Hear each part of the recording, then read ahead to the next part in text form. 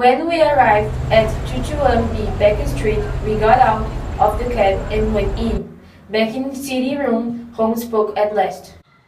Please sit down. Mr. Ryder, where were we? Oh yeah. You want to know what happened to those 24 bees? Perhaps what happened to one of those bees? You are interested in only one bird, I think. A white goose with a black tail. Oh, sir! Where did that bird go to? Came here, and it was a most interesting bird. Found something in it after it died. The most wonderful thing. Here it is. You know it was you, Ryder. Sit down and have a drink. You look very weak. I gave Ryder a drink. He sat down and drank it quickly and looked at home. I saw he was afraid. Don't need to tell much. I know nearly everything about the case. But I have one or two questions to ask. How did you hear of the contest of Mocha's Blue Diamond?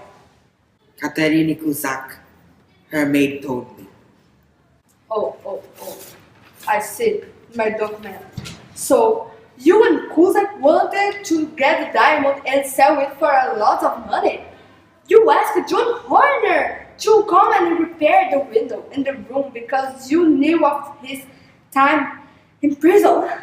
When he left, you took the diamond from the contest jewel box. Then you called the police. They came at once because of Horner's time in prison. They believed he was a thief. It was our reason. Then... Oh, please! Think of my father, think of my mother. I never did nothing wrong before. Don't call the cops, I don't want to go to prison. Sit down on your sofa! You are crying now, but you don't feel sorry for Horner. He knew nothing about this crime, but the police believed it. He was a diamond thief. So, he went to court, and now he's going to prison. All because of you. I can't leave the country, Mr. Holmes. Then when I don't go to court, Horner can leave the prison. We can see about that later. Now tell me, please, Mr. Ryder, how did the diamond get from the hotel into a goose? And how did the goose get into a shop? And please tell the truth. When the police arrested Horner, I left the hotel with the diamond in my pocket. I then went to stay at the Cosmopolitan, not with the police everywhere, looking at everything. So I went to my sister's house in South London. She lives in Brixton Road with her husband, Mr. Oakshott. I saw lots of police officers on my way there, and when I got to Brixton Road, I was very afraid. What's the matter? I told her about the diamond thief and about the police arresting Horner. Then I went into the back garden to smoke. And I think, what could I do with the diamond now? In the garden, I remember Fred Maudsley. He began well, but went bad. And in the end, he went to prison of crimes. Perhaps he knows about selling diamonds. So I decided to visit him at his home in Kilburn in North London. But how can I walk across London with a diamond? I can't have it in my pocket. Now with all these police officers in the streets. Then I locked down the grease in the garden and I thought of something. I knew one of those for my geese or for me for a Christmas dinner.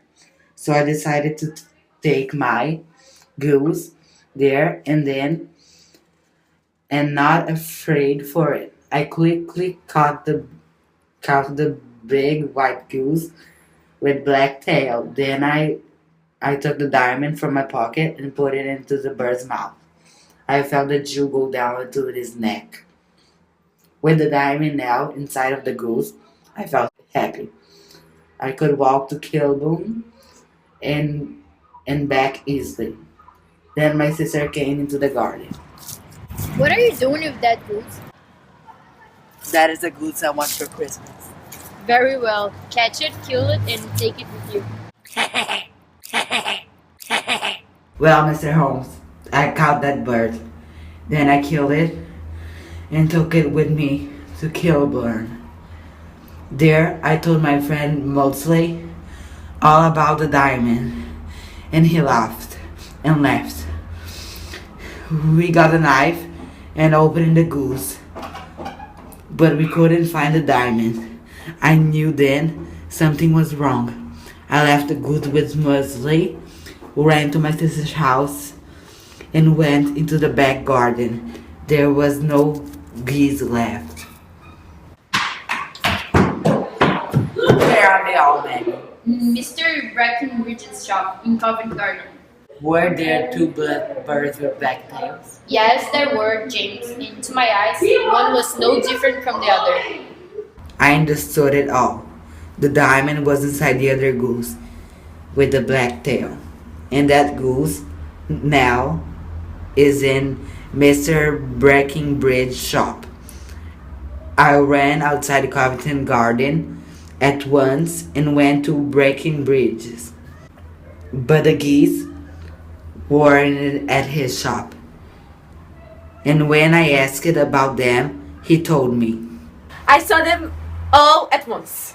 But now you need to tell me, where are they now? I asked it again and again, but he never told me. You and Dr. Watson heard him earlier today.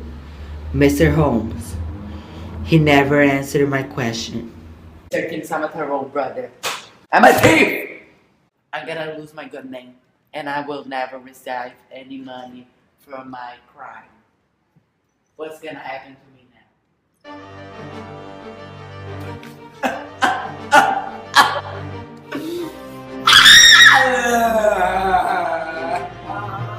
Get out!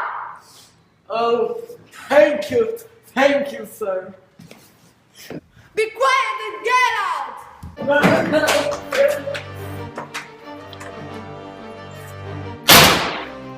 After all, Watson, it is not my job to do the policy's work for them, and young Horner's going to be all right.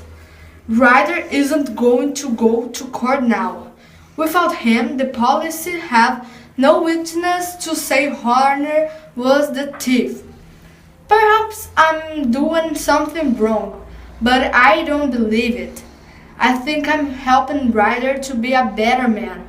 Send him to prison now, and you make him into a thief for life.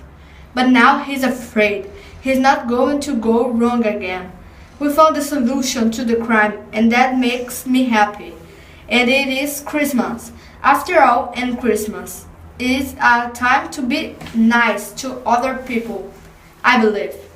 And now, Watson, let's ask Mr. Hudson to bring in our dinner.